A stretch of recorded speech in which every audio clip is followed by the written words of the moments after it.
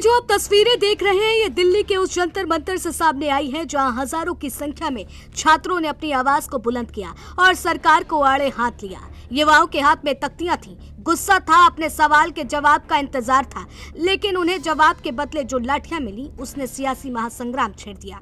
यहां तक की खबर तो ये भी है कि राहुल और प्रियंका गांधी भी धरने पर बैठ गए हैं और शिक्षा मंत्री धर्मेंद्र प्रधान के इस्तीफे की मांग पर अड़ गए हैं। सिर्फ यही नहीं, मौके पर मौजूद पुलिसकर्मियों ने तुरंत हालातों को संभालने की कोशिश की, लेकिन कांग्रेसी सांसदों ने नारेबाजी नहीं रोकी। हालांकि पुलिस ने कई कांग्रेस नेता को हिरासत में भी लिया है। ऐसा नहीं है कि सिर्फ कांग्रेस छात्रों की आवाज को बुलंद किया है, बल्कि इस आंदोलन ने विपक्ष को पूरा एकजुट तक कर दिया है, क्योंकि जिस वक्त छात्र सड़कों पर उतरे थे, पुलिस लाठियां उन पर चटक रही थी, किसी को मार पड़ रही थी, किसी के गुस्से का सब्र का बांध टूट रहा था, जिसकी तस्वीरें आप भी देख सकते हैं। ये वही तस्वीरें हैं जो राजधानी दिल्ली से सामने आई हैं। कहने को जिस संसद में बैठकर देश के युवाओं का फैसला होता है, मगर उसी संसद के बाहर से आई तस्वीरें हर किसी को हैरान कर रही, सवालों के जवाब मांग रही कि आखिर कब धर्मेंद्र प्रधान का इस्तीफा होगा, आखिर कब पेपर लीक सिस्टम सुधरेगा, आखिर कब युवाओं का गुस्सा शांत होगा। ये तो आने वाला समय बताएगा, लेकिन युवाओं की उठती आवाज अब सिर्फ एक प्रदर्शन नहीं, बल्कि शिक्षा, परीक्षा और रोजगार व्यवस्था को लेकर बड़े सवाल खड़े कर रही है।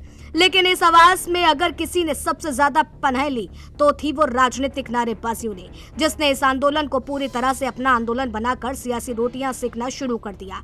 बता दें कि विपक्षी दलों ने इस आंदोलन को सरकार की शिक्षा और रोजगार नीति की विफलता का प्रतीक बताया। कांग्रेस, सपा और आम आदमी पार्टी समेत कई विपक्षी दल छात्रों के समर्थन में उतर आए। विपक्ष का दावा है कि जब लाखों छात्रों का भविष्य प्रभावित हुआ तो राजनीतिक जिम्मेदारी तय होनी चाहिए। लेकिन इसी के इतर से शुरू हो चुकी है 2027 की विपक्ष की कहानी, जहां सरकार पर आरोप लगाते लगाते विपक्ष तानाशाही और हिटलर राज की बात करने लग गया और कह रहा है कि यह सिर्फ छात्रों का आंदोलन नहीं, देश के भविष्य का आंदोलन है। सरकार जवाब देने के बजाय आवाज दबाने का प्रयास कर रही है, लेकिन सत्ता पक्ष की कहानी अलग है। प्रधानमंत्री नरेंद्र मोदी ने हालिया बैठकों और सार्वजनिक मंचों से स्पष्ट संदेश दिया है कि परीक्षा में धांधली करने वालों को बख्शा नहीं जाएगा।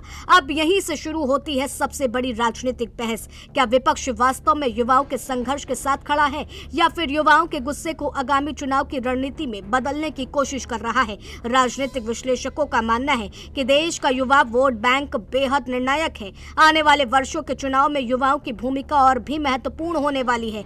नजर इस बात पर है कि क्या सरकार अपने वादों को जमीन पर उतार पाएगी, क्या दोषियों को वास्तव में सजा मिलेगी और क्या विपक्ष आंदोलन को समर्थन देने का सीमित रहेगा या इसे राजनीतिक अभियान में बदलेगा।